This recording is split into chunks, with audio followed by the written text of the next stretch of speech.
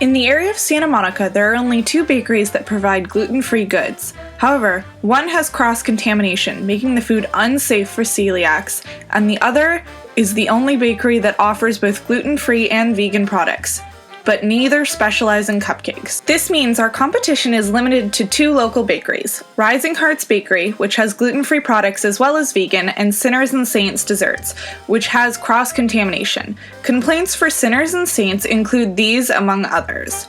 Tried the tiramisu, which was okay, not the best but not bad either.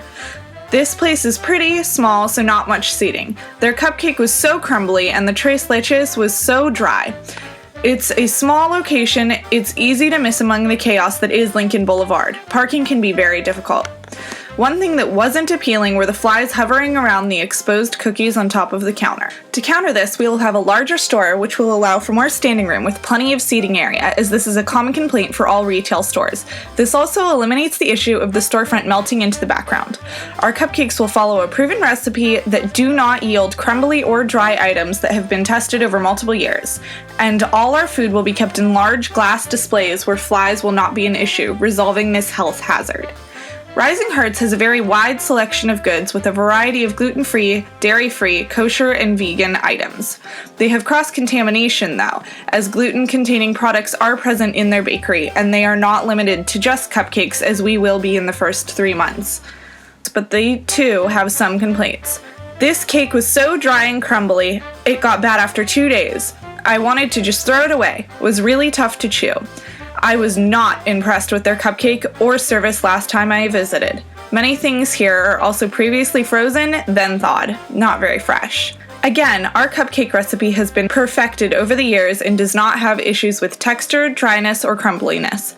Unlike Rising Hearts Bakery, we will not be freezing any of our goods and starting with fresh goods every day. We will be purchasing this location where both of us will work alongside 6 other bakers and 2 cashiers to produce our product in-house. Each employee will be paid $12.25 an hour with an estimated 40 hours a week. Now for the numbers. Our unit of sale is 1 cupcake, which will be sold for $7. Our fixed costs, all the workers' salaries and insurance, are one-time expenses totaling to $84,226.31.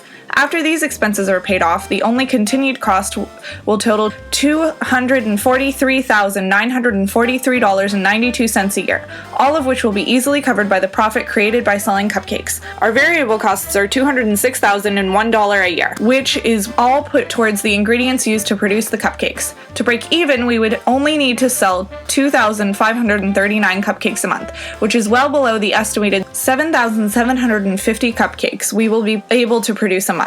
Based on these numbers, we will break even in the 3rd month, and the excess money can be reinvested to expand the product line. In the first year, we will make an average of 250 cupcakes a day, which will total to 7,750 cupcakes a month. After the first 3 months, when we will sell the initial amount of cupcakes, we will be selling an additional 200 cupcakes per month.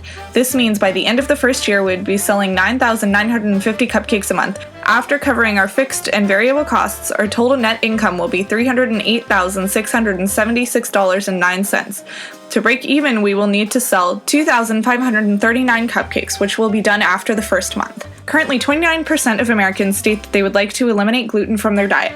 Of this group, 1% are true celiacs, or 3 million people who must avoid gluten at all costs. In addition, the sale of gluten-free products has increased by 68% in the last 2 years, creating a rapid growing industry. In the US today, there are over 1 million vegans who make up 6% of the US population. For marketing and promotion, we will have a storefront a short 5 blocks from the beach and 2 blocks from the 3rd Street Promenade, right in the middle of the business district. In addition to walk-in traffic that we will receive, we will also be listed in various directories both online and in Santa Monica, which are often specific to dietary restrictions.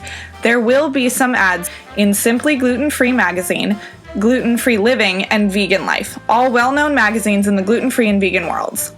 We will also have an ad in the local newspaper, the Santa Monica Daily Press. Between all these platforms, we will target locals, people passing through, and tourists who are looking for somewhere safe to get baked goods. All that is needed to get this business on the road is $121,721.72.